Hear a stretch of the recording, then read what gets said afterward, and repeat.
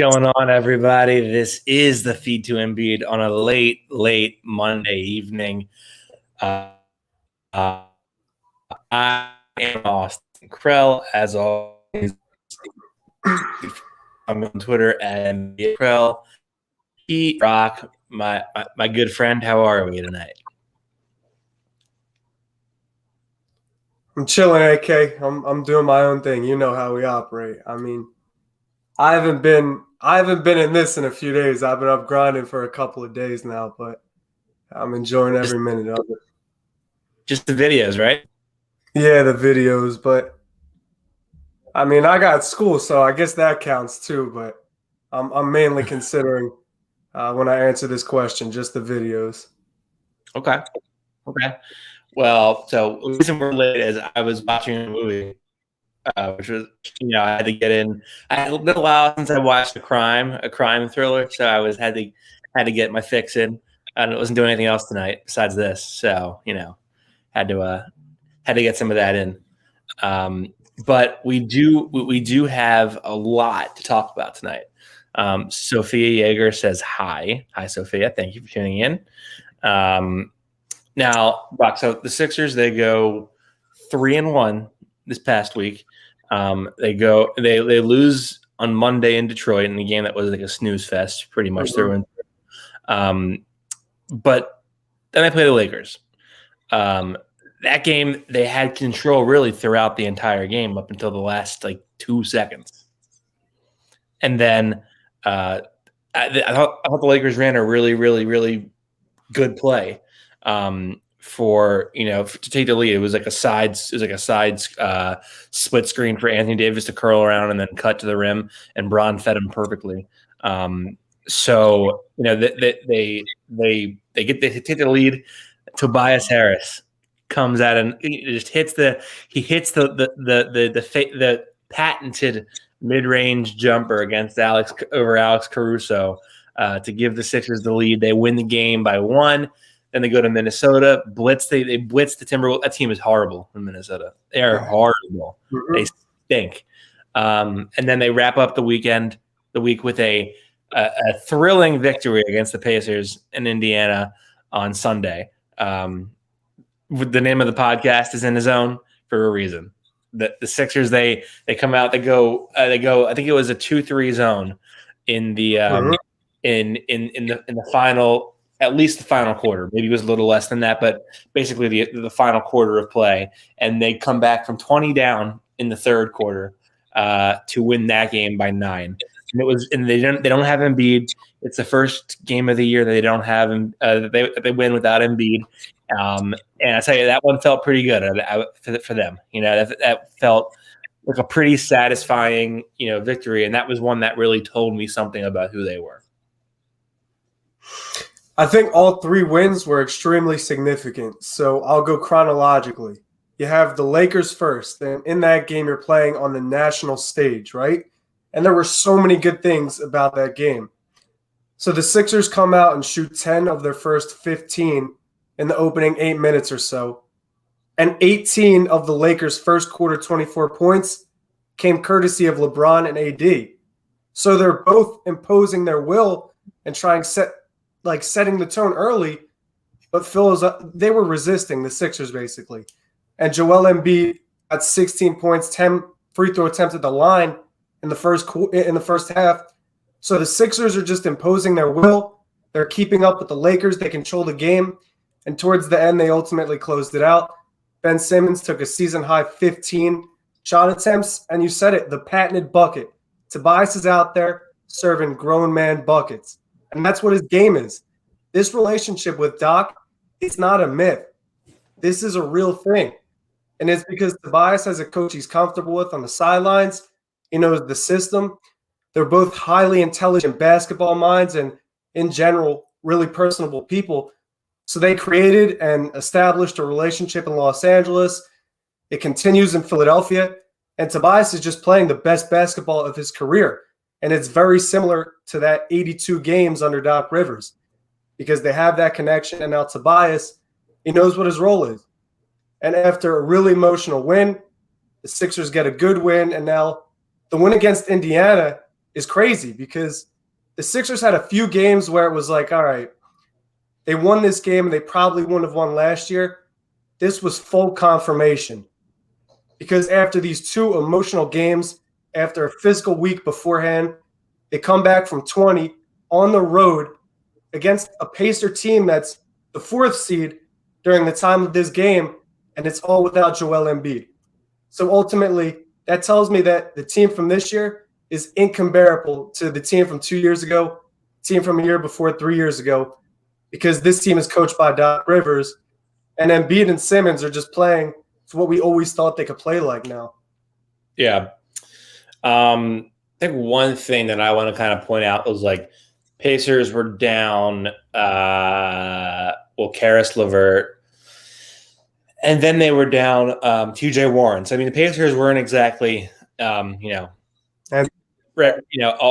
at full go. And also they trade away Oladipo, so maybe that game ends differently with Oladipo playing or Oladipo on the team, whatever. But still, the Pacers should not have lost that game. They have a what looks like to be a pretty strong All-Star candidate in Malcolm Brogdon, and they have Sabonis, who was an All-Star last year. They also have good players around all of them. Miles Turner, we'll get into him a little bit in his recent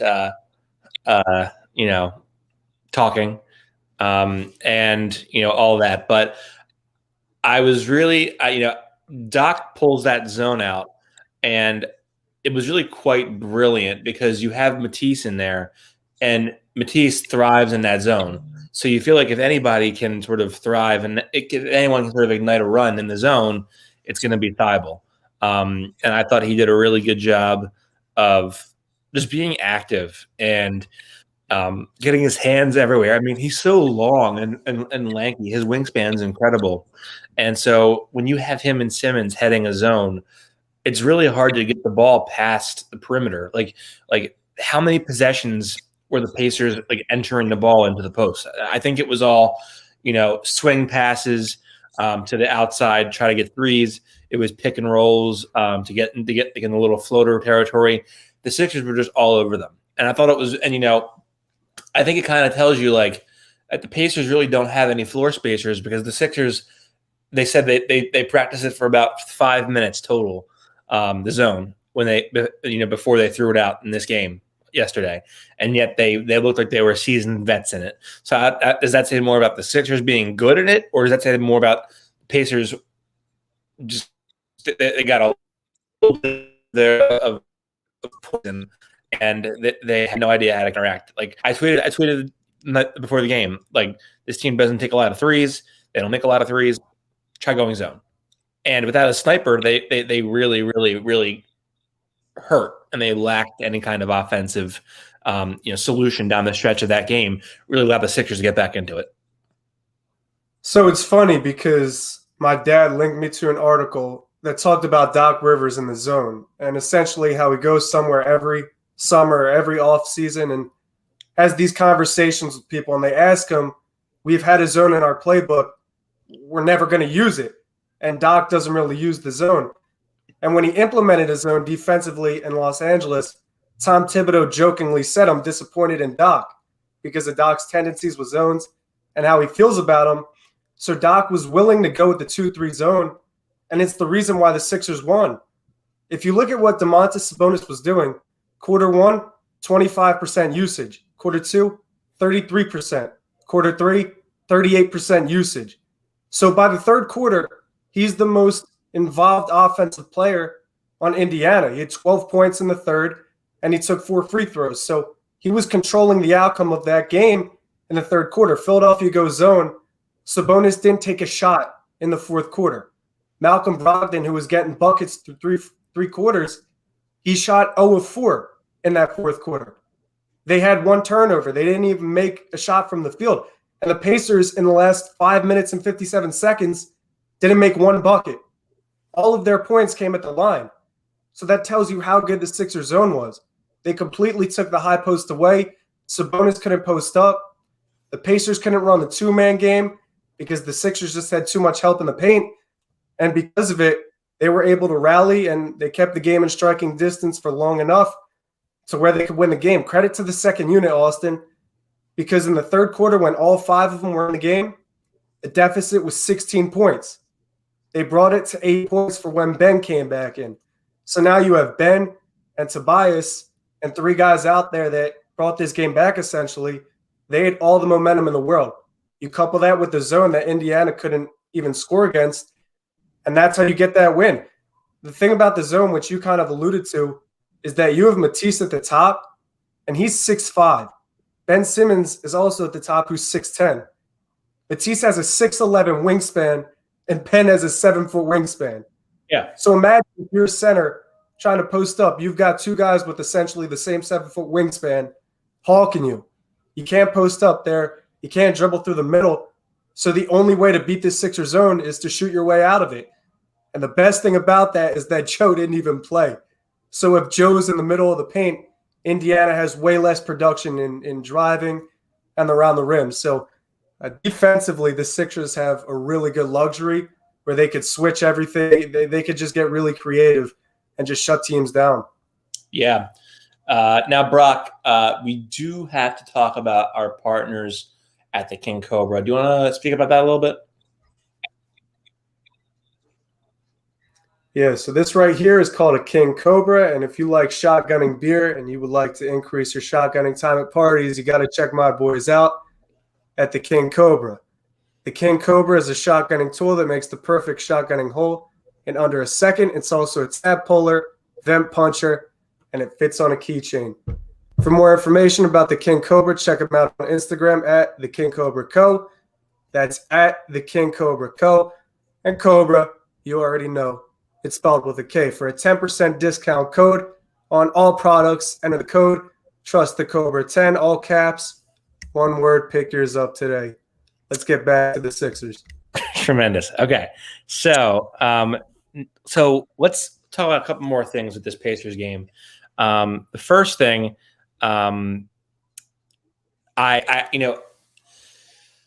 wonder if we see more of that zone in Dwight, Matisse, Ben minutes that they're out there, like to bridge the first quarter to the second quarter, because in that fourth quarter they used that zone a lot with them there, and it was like the only time they were ever really effective on defense, and it just kind of created transition ops for them to get open shots. And like all you have to do is put like Korkmaz or another shooter out there with them, and basically they're just running into spot ups on the wings and in the corner, and Ben's feeding them or getting dunks.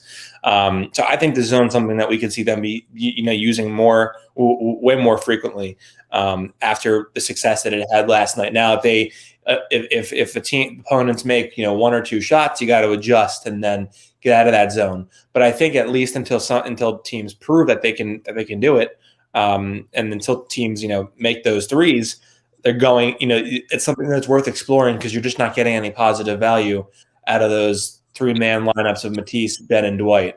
Now, there'll be nights when teams are just missing shots and it'll work. There'll be nights when teams are making shots and maybe they're already down 10 by the time you put Dwight, Matisse, and Ben in together, and then they put in that they go into that zone, and then suddenly the Sixers are down by 16 because the teams are just making threes. It's gonna have to pick. You're gonna have to pick your poison with it on some nights, but unless you decide to go for a stretch 5 or you decide to not play Ben and Dwight together, you're gonna have to find a way to have productive value on the defensive end, because the offensive value is hard to come by in the half court with that 3-man lineup. Now let's discuss. Speaking of Dwight, it feels like he commits an offensive foul like once every 3 possessions. I think he's on a 24-game streak with a technical foul. I can't confirm that. I've just seen it on Twitter, so I don't know if it's entirely true. But I have seen that apparently he's on a 24-game streak with a technical foul in 24 straight games. Love that. Always gotta love that. Superhero 18 says Doc won Coach of the Month today, and it's totally deserved. This dude has just been everything we expected when he hired him, and I can't wait to continue this journey with this team. Yeah, I think he's been tremendous for them. I think they all genuinely respect him, and they all listen to him, and they buy into what he's doing. Like last night, he said the reason that they won that the comeback was because they bought into the zone. They were about it. They believed in it, and they were able to stay resilient in it, and then they got the momentum. So I think he has buy-in from everybody. Now there are certain things that the rotations aren't great at times. And some of the schematic things I think are a little bit problematic, but I think generally he has a better feel for the game. He switches things up when needed, and I think he understands when to let Joel go, when to how to use Joel appropriately, how to use Ben appropriately, and that's something that for the most part, unless it was a perfectly fitting roster around the two, Brett Brown couldn't do, especially last season. Brock, do you have any comments on Doc winning Coach of the Month and all that stuff? Yeah, so here's what I'll say. I've said that Doc was the biggest addition of the Sixers offseason and his system. And there are some schematic problems you talk about, like defensively, if you watch the pick and roll coverage, the Sixers go over screens and the center drops. So at that point, the guard can just manipulate coverage and get buckets. And the problem with doing drop coverage is that teams can beat you all game like that. The benefit would be maybe taking away the three-point line. But then again, if you pull the center too far out from the basket and you try to hedge or switch, the Sixers centers just get beat by speed. And that's completely fine. They're 7 feet and they're heavy centers. So that's going to happen. But ultimately, other than that, I think Doc has been flawless in Philadelphia. And the crazy thing is, he's just simplified everything. He's playing to his players' strengths. He's instilling confidence in Tobias. He's giving him a role. So Tobias is thinking quicker. He's not making these long, thought-out decisions where he's got to dribble 5 dribbles. No, he's quick. He has the ball in under 2 seconds. He's dribbling 1.5 times. He's really not having to do too much. He's just playing his game. Ben, it's simple. Instill the confidence in him. Let him play his game, the floor game. Doc loves his floor game. Facilitating, collapsing defenses, dribble penetrating, creating open shots for his teammates, defending. That's all great basketball that heavily impacts the game. So he's letting Ben be Ben. And Doc played in an era. Listen, Austin, these old heads, they wouldn't speak so highly of this ball game if it wasn't true. So when you hear guys 40+ talk about basketball, they talk about the GOATs, Hakeem, Carl, all the GOATs, right? Jordan, that entire era, even beforehand, with Bill, James Worthy, Wilt. They speak so highly of these guys, and it's for a reason. These guys pioneered the sport. So Doc played in an era with players that kind of pioneered the sport. He's been around players that pioneered the sport before him. So he's one of the best basketball minds you've got on the planet now. And all he's doing with Joel Embiid is exactly what all of these basketball minds, all of these old heads have wanted the Sixers to do with Joe for years. Joe has the potential to be one of the most impactful, one of the most dominant centers of the entire sport ever. Offensively, he has that upside. His ceiling is limitless. And the Sixers are just putting Joe in the post, giving him the ball, spacing the floor out, and then letting nature run its course, because it's as simple as that.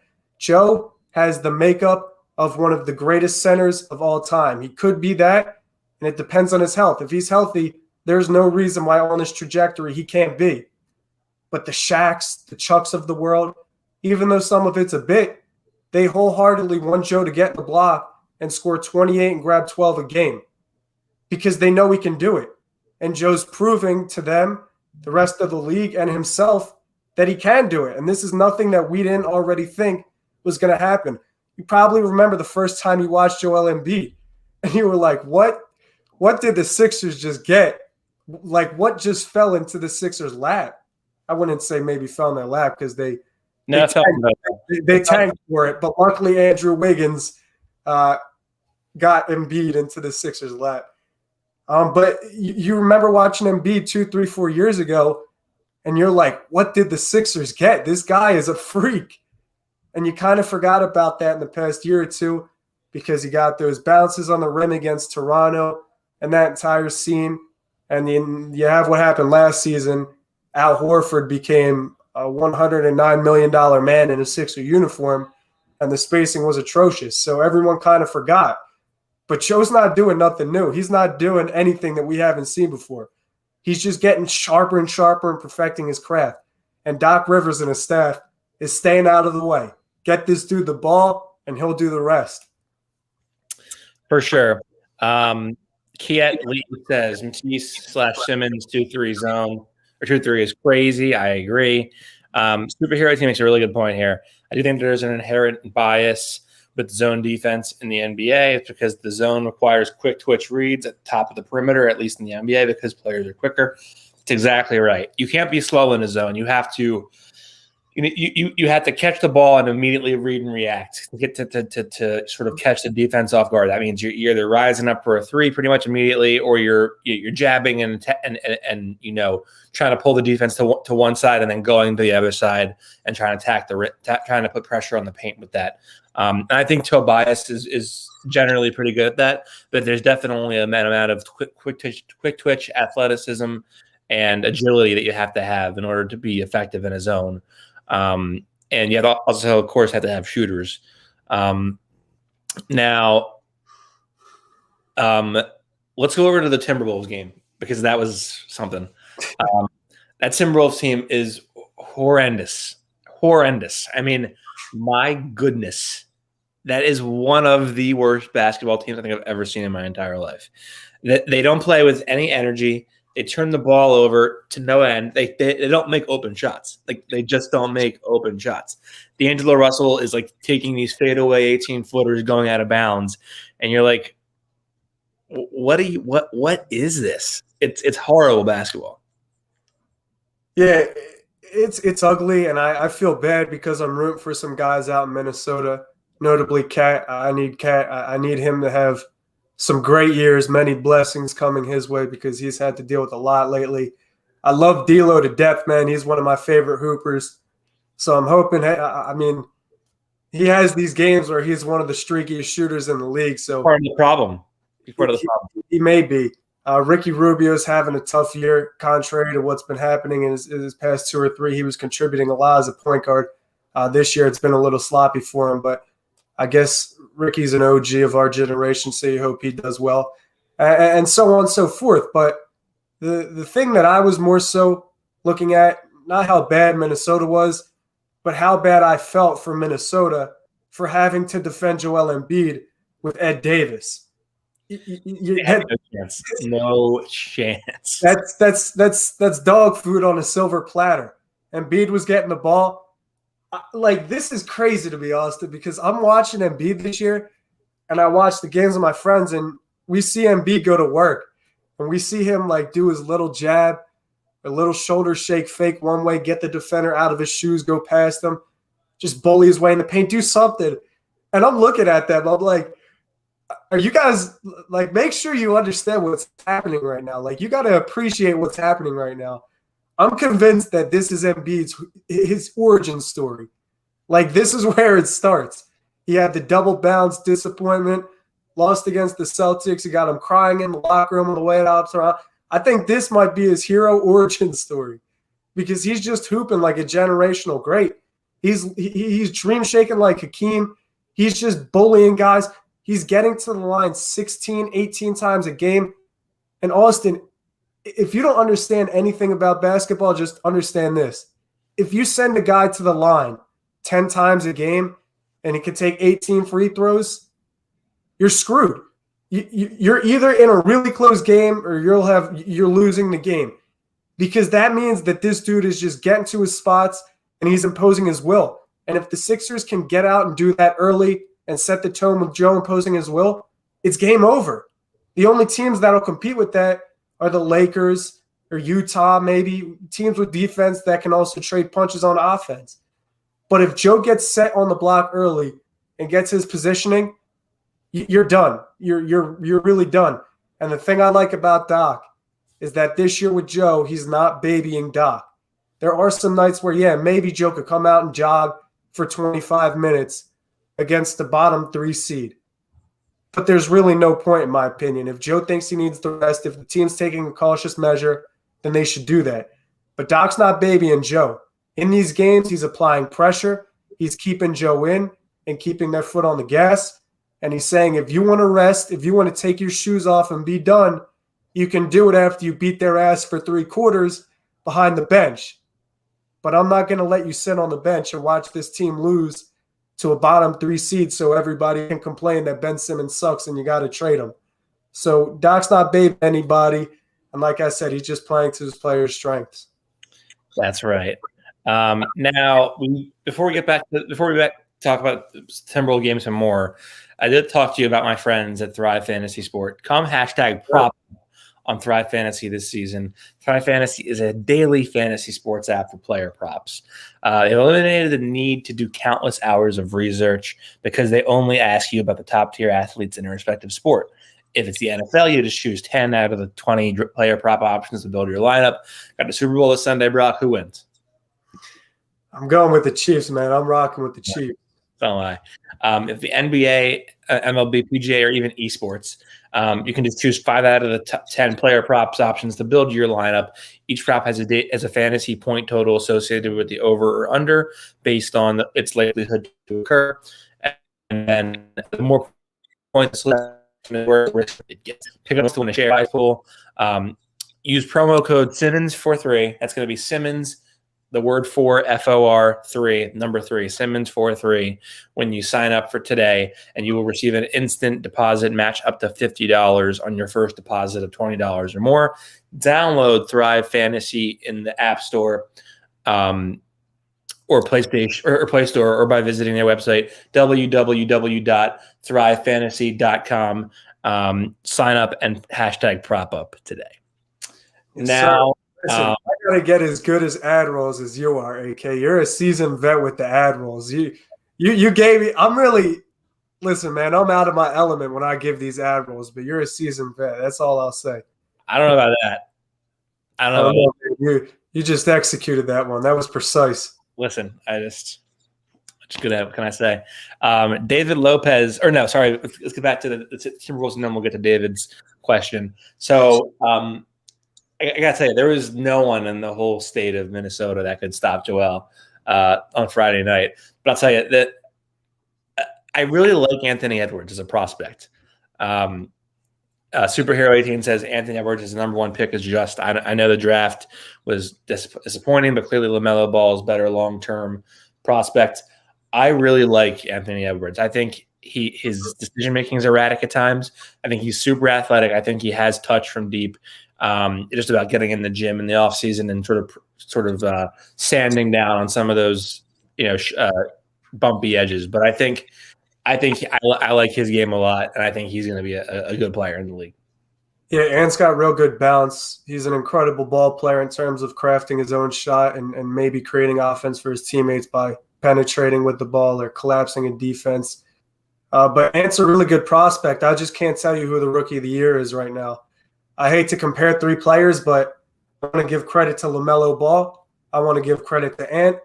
And I think James Wiseman deserves credit out in Golden State too. Right now, all of these rookies look incredible for having an altered season with the NCAA and Wiseman not even having played and just getting in the gym and grinding for maybe a month and 2 months and having to play in this pandemic world. These rookies are killing it. LaMelo Ball played 30-plus minutes in the past 2 games and got his first career start tonight. And although it was ugly, he didn't shoot great from the field, and he got his 5th foul on an unavoidable play, in my opinion. He's looked awesome, absolutely awesome this year. Wiseman out in Golden State is the perfect fit. He's shooting the ball well, he's banging, and he can get in the glass. So I really like him as a prospect. And it's unfortunate that all hopes and dreams die in Minnesota for some reason. They can't figure it out with Cat. Wow. They can't figure it out with D'Lo there. Malik Beasley got a really good contract, and I love Beasley. But for some reason they're losing in Minnesota, and I hope Ant is maybe able to either turn the culture around there or they get him some complimentary pieces to win. Yeah. I mean, I thought the Sixers kind of took care of business. That was really all it was. The team was putrid.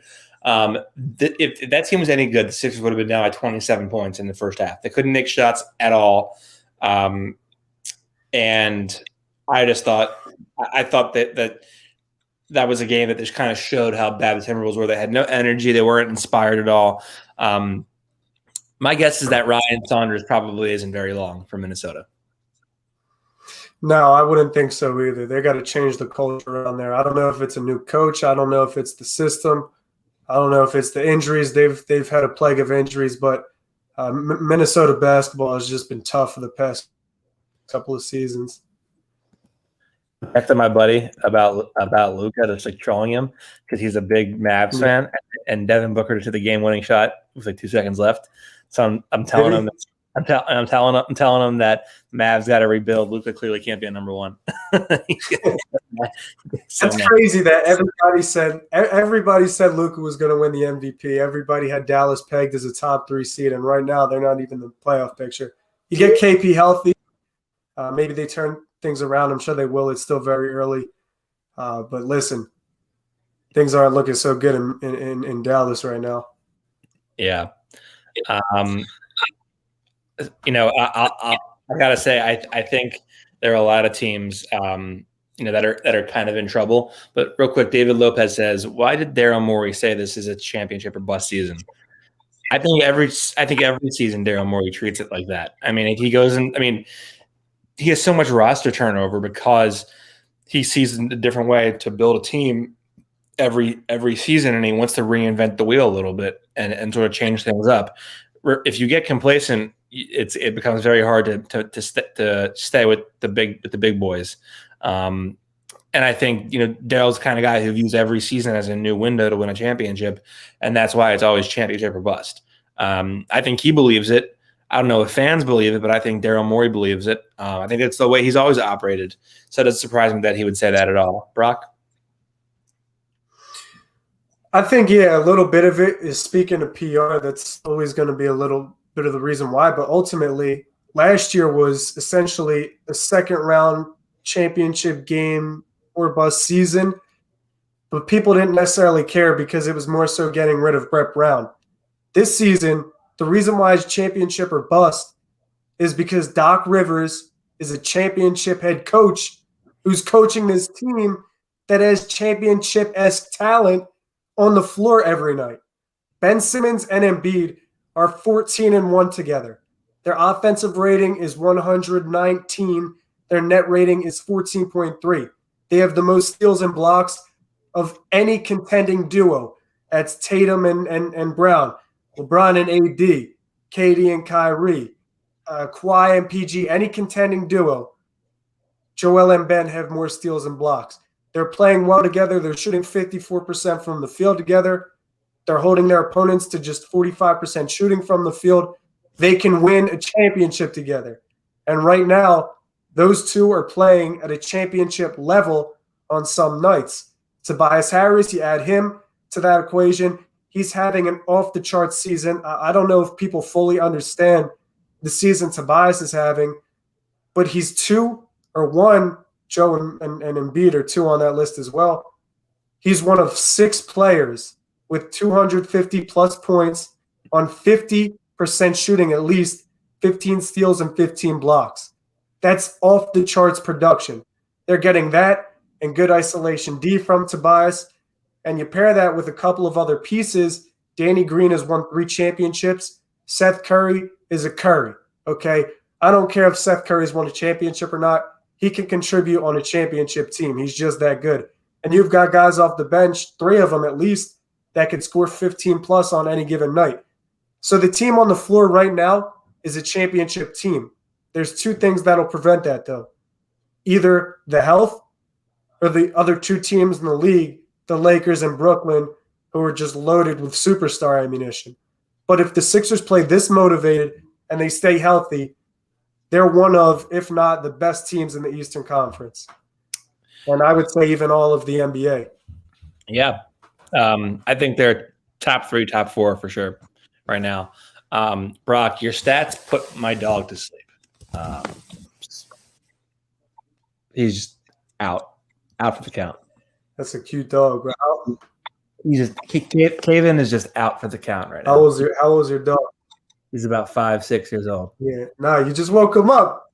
You gotta let him do these. You just woke him up. You know what's funny is whenever we're like, do his thing. Here he is. He's up now. I bothered him. That's funny. You just woke him up. You ruined his night. Yeah, that's funny. Like I'll get up in the middle of the night to go to the bathroom or something or get water. I'll come back to my side of the bed. He'll be like all bunched up under my pillow, like he just assumes my position. I have to like move him out of the way without fail every single night. He's a terror. That's how little dogs are, though. Hey, consistent. It's his world. I just live in it. By the way, my buddy removed me from the group chat, so that tells you how he took that. Mupson68 says, "Love the content, boys. We appreciate that. Can I ask what your thoughts on a JJ reunion?" So this is a good way to sort of bridge to that conversation, that topic we wanted to talk about. I think you and I are both in agreement that JJ Redick's a really, really, really good piece for this team. The thing about JJ is he's not going to rely on his athleticism. He's going to rely on his shooting. And shooters usually don't lose. Like, I think if Ray Allen, if Kyle Korver, any shooter that's like 30s and 40s, if they went out and shot a basketball, their form would be the same. You don't really lose that. So JJ is not a guy that's going to rely on his athleticism. He's going to rely on his teammates' game to get him the ball and create shots for him, give him screens so he could get around them. And the Sixers have the perfect players for JJ to do that with. Joe could give JJ so much space. Joe's 7 feet, 280 pounds. Ben Simmons could set screens for him. They could run the handoff. So JJ is familiar with these two. He's familiar with the system, and he's familiar with Doc Rivers. Having said all of that and the personality he was in the locker room, I think JJ with Philadelphia would be a fine reunion. I don't think he should start. And with the season he's having, he's shooting 29% from 3, I think, 7 points a game. It's just tough to get him shots in New Orleans. His teammates have to create him shots, and they're not really using Zion to create shots for JJ with screens. So I think JJ would be fine in Philadelphia. He shouldn't start. But if you only have to give up a little bit of draft capital, like the second-round pick or 2 of them, I think you absolutely do it. Yeah. If it were like any other 36-year-old shooter, like let's say it were Kyle Korver, for example, I would say no, don't do that, because I don't see the value added in there. It's a guy who Joel doesn't really know, Doc doesn't really know, and I just don't think that there's gonna be much value added, even though Kyle, I think in theory, is a better team defender than JJ is. Well, with JJ, he already has chemistry with Joel. He already has played for Doc. He's had some of his best seasons under Doc. For a team that is, I think recently they've been better with turnovers, but I think generally I would venture to say right now they're probably bottom half in the league in turnovers. Having a guy that you can fit right into your system when and play whenever Steph isn't on the court, and just sort of put them, switch them out for one another. And you can have their continuity as with a sniper, someone that Joe has chemistry with. I think it's a no-brainer, especially because he's out of the rotation. He's shooting 29% from 3. He wants out. They don't really have any purpose for him. He's not going to be that hard to get. It's going to cost you maybe a piece or 2, or maybe a couple bench pieces to fill in the salary, and then some second-round picks. But I mean, I think that's a good move to make. I think it's a very low risk potential and a very I don't think it moves the needle that much, but I think it makes you a better team.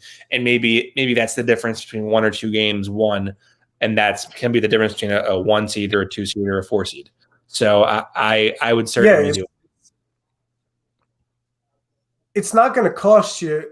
Like, I think people have to understand, J.J. Redick is $13 million for New Orleans. So they're not just going to take Terrence Ferguson, Mike Scott, and somebody like Paul Reed or a contract filler for J.J. Redick. They're not going to take something that they couldn't already get from their second or third unit and just take $13 million back.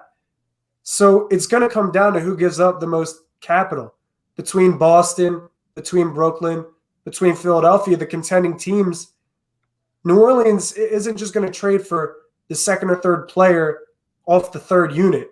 They're going to have to either get some draft capital back or get a legitimate piece. Whether that piece can contribute for them, I don't know, but they're not just going to trade anybody just to get $13 million back with the same production they could already get. So it's going to come down to draft capital. If you could give up a second, maybe two of them, to just plug JJ in on any given night, I definitely don't see why you don't do that, because he can't defend. But if you throw him in the second unit with Dwight or Shake, maybe he can play alongside Tyrese Maxey too. They'll create shots for him. Dwight can still set screens for him, and he can still give you 15 plus. He can still shoot the ball. So that could be the difference in a crucial game. Yeah. I agree. Now, Ben Butler joins, says late to join, but glad I caught you. We appreciate you, Ben. I do remember I exchanged emails with you. Happy to have you tuning in. Wanted to give you a little shout. Thanks for always tuning in for us. Marky, we need to find a way to get PJ Tucker. Brian Windhorst today on the Hoop Collective said that it was like going to be a first or 3 seconds that the Rockets wanted. So I don't know if he's worth that. I would probably stop at 2 seconds. But I think those second round assets can be so valuable that it's like unless it's something that is a really big need, you might as well fill up those roster spots with cheap contracts and prospects that you can groom into becoming something. Jeremy Grant was a second round pick, and look what he's doing now. So I think there's value in that for sure. In keeping those picks, but I think they definitely need a backup for. Superhero 18 says, I can't wait for another month of the season with confirmation on lottery teams and certain players will be on the block. Yeah, and I think tomorrow, I think they said this on the Hoop Collective as well, but tomorrow is a deadline for bundling contracts, like salaries for trade.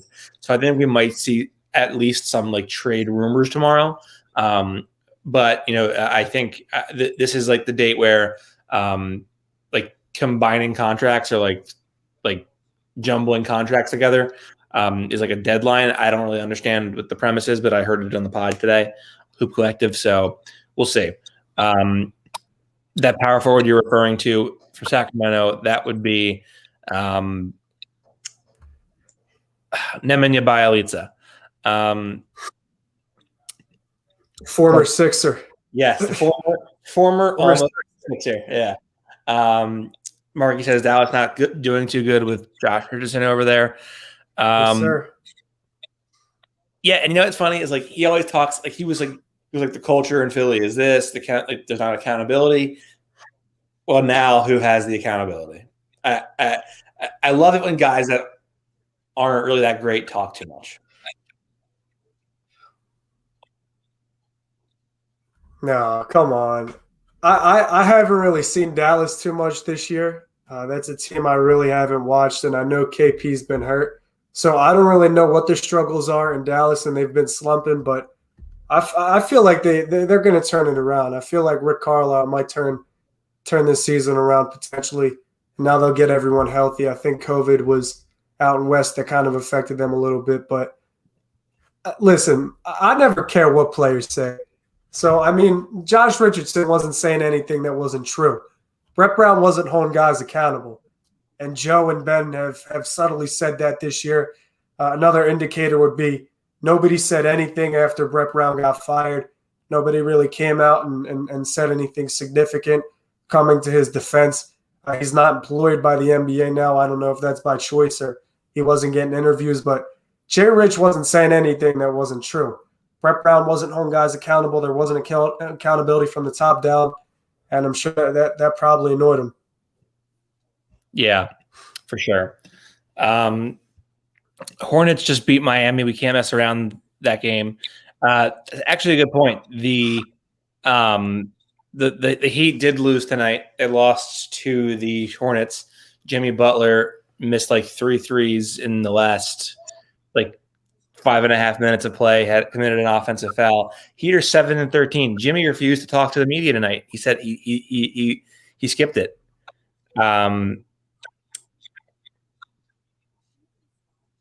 It's not all great in paradise, is what that comes down to.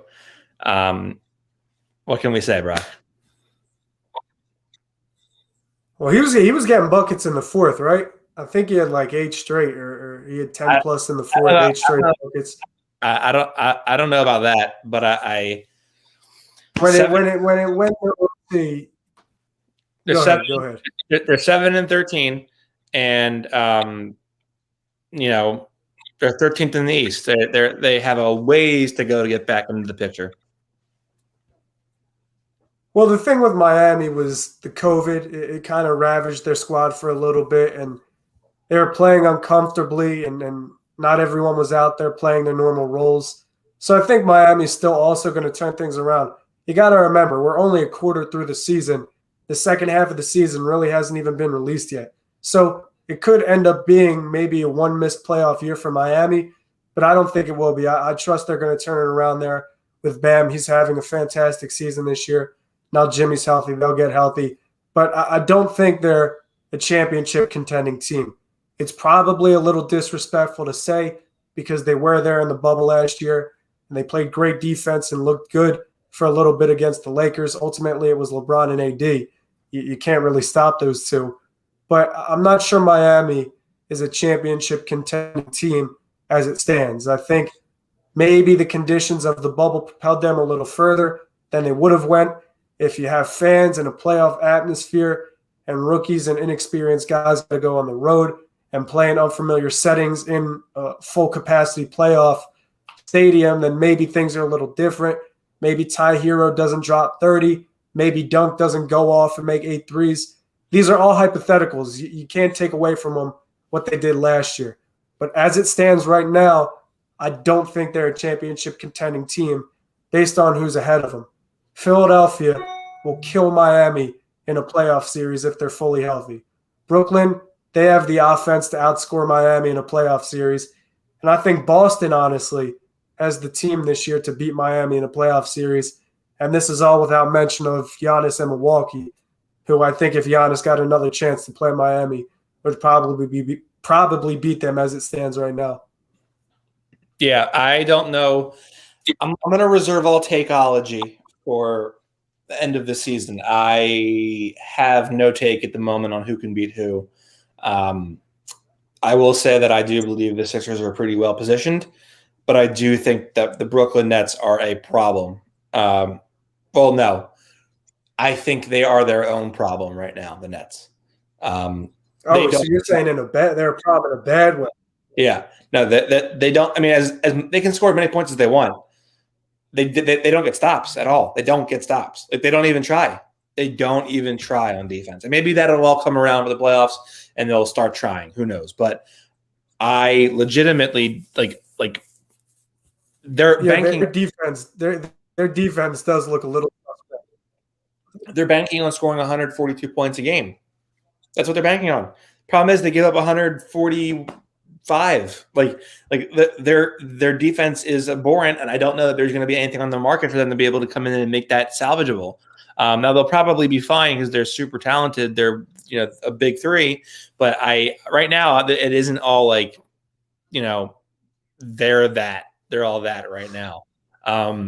David Lopez said, should we just get a more experienced bench or make a blockbuster trade? I think you need to make a move for a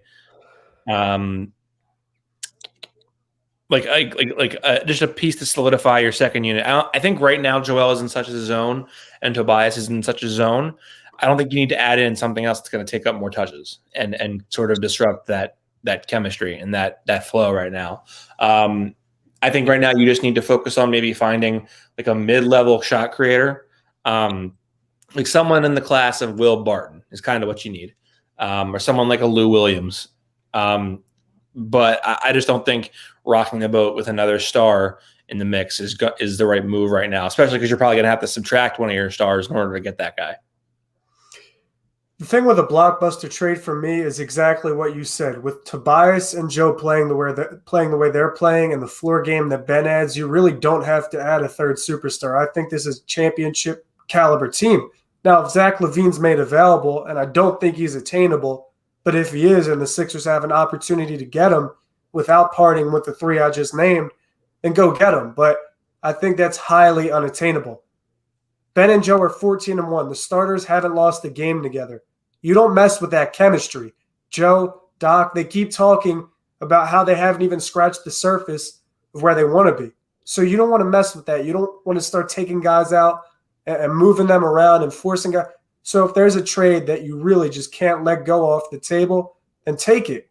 But if it doesn't require giving up the core that's going to win you a championship. So of 112 players that have a usage percentage of 20% or higher, there's 112 of them. Embiid and Tobias have 2 within the top 20. Their net ratings are both top 8 of those 112. And they're 2 of 11 players in the 50, 40, 80 club, meaning 50 from the field, 40 from 3, 80 at the line. That's unbelievable championship winning basketball. So there could be a regression, but ultimately I don't think this is a fluke, because if you watch how these guys get their buckets, it's how they've gotten them their entire season, their entire career. So they're not playing out of their game. This is who they are. They just have a coach and a system now and enough spacing to allow them to play their game. And it's just simply street ball. It's a one-on-one. I'm taking you to the rack. I'm taking you off the dribble. If you want the stop, you got to earn it. And they're really not having an anomaly season. Yeah. Let's talk about the Lakers game real quickly, because we haven't talked about that yet. That is the signature victory of the season so far. Joel, I think, played pretty well in that game, got to the line a bunch of times. Obviously was hindered by the back and late in that game. But it felt like a classic old Sixers game. Like, they take a couple steps forward and then they take one step back. And that was the game where they do that. They blow a 14-point fourth quarter lead, and the Lakers take the lead with 2 seconds left. Tobias Harris with the biggest shot of his life in that moment. Brock, what did you make of that flagrant foul on LeBron? I didn't like it. I mean, LeBron is who LeBron is. Like, he's the GOAT of our generation. So I don't want to be disrespectful about LeBron or say anything about LeBron, but I didn't like it. I didn't think it was warranted. I didn't really think he should have done that. And that's just for the sake of the game of basketball. It's like a healthy Joe is great for the league. Everyone likes a healthy Joe. I mean, other teams probably watch Joe go to work. Like Ed Davis has to guard Joe. He's probably thinking, like, I can't stop this. Like, he's just sitting there amazed at how good Joe is. So right. A healthy Joe is just great for the league. For the sake of the game, I just wouldn't like to see that guy take falls like that, especially in the zone he's in. So I didn't like that, but I think there's also a little bit of room for debate, because maybe LeBron didn't. I mean, I don't know. I really don't. I don't know. It just shouldn't have happened. I don't like seeing Joe fall like that. You want to know my opinion on it? My honest opinion? You thought LeBron was probably going to get put on a poster. No, my honest opinion was that it wasn't that flagrant. I didn't think it was that big of a. You're saying what I was afraid to say, but I didn't think it was that flagrant. I just didn't. I mean, I thought it was like a slight push. I didn't think Embiid. I thought there was a little bit of Hollywood there, and I thought there was a little. No, I think there was. When they played that full speed, did you hear how hard Joe hit the floor? Yeah, he's not hard. He's not playing Hollywood for that. That's a serious ball. Come on, I did not think LeBron hit him that hard.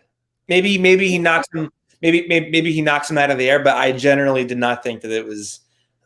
I thought theatrically speaking, it was probably a flagrant 1, flagrant 2, but I think in the replay show, like, this wasn't as bad as what it looked like. Well, listen, I'll say if you saw it in full speed and heard it in full speed, Joe hit the floor hard as hell. Yeah, and no. I'm saying that when he hit that floor and you heard the noise, that's a serious fall. He's not taking that fall on purpose. So I don't think it was theatrics, but I will say I don't think LeBron pushed him as hard as the officials in the initial broadcast had made us think.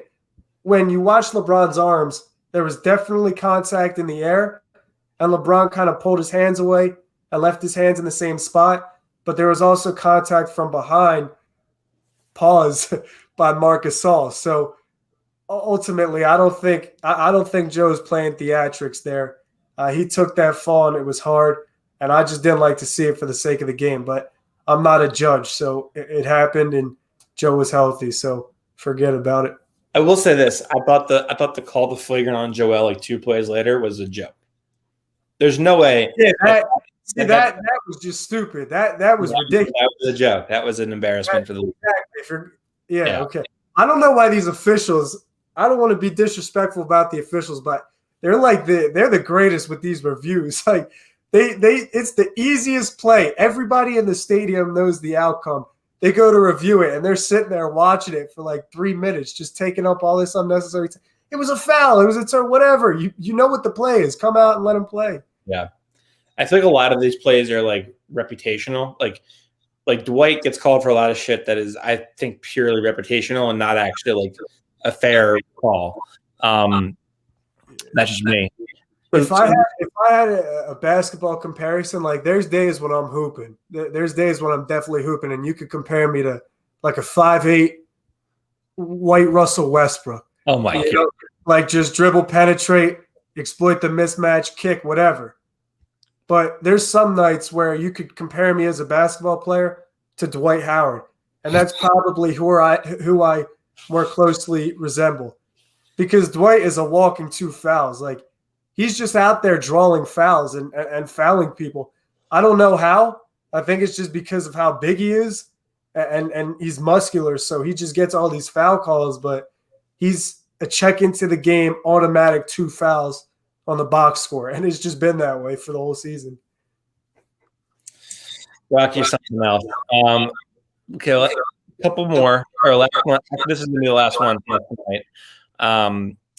Let's see. Jammer says, "Hey guys, what's your opinion of Wayne Ellington on the Sixers?" I think if you don't get JJ, I think that would be a really good fit. Now, I think Wayne might want to go to a place where he's getting more playing time, but I think just the way that he comes off of screens, his gravity as a shooter, I think he can be a really good fit for this team. I've had him as like, someone on the watch list for the last 3-4 years for them. Yeah, definitely. A lot of people have thought Wayne Ellington would be a good fit, and he has some PA ties, but you're not going to say no to a 50% three-point shooter. Like, he's statistically one of the best three-point shooters by percentages in the league this year, and he's been hovering around that 36 to 40% percentage for the past 5-6 years now. So Wayne Ellington's a guy you're not going to say no to if he's made available. He's a floor spacer. He's a microwave scorer.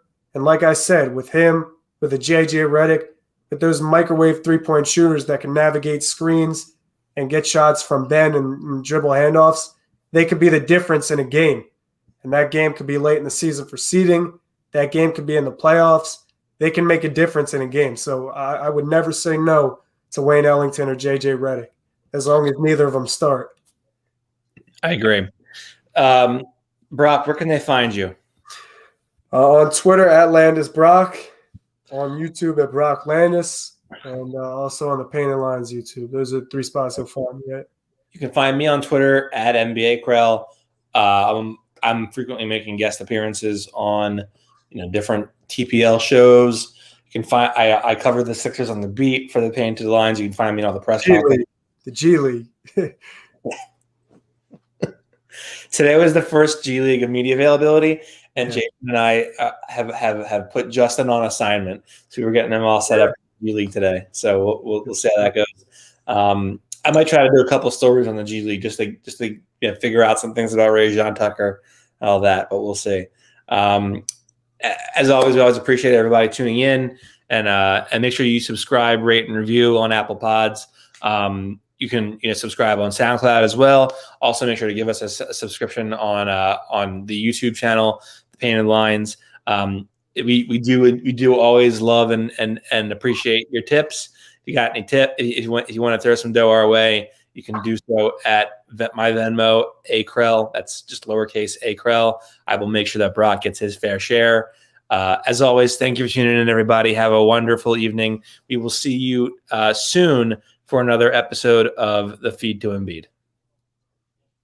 Stay solid, baby. Stay solid, baby.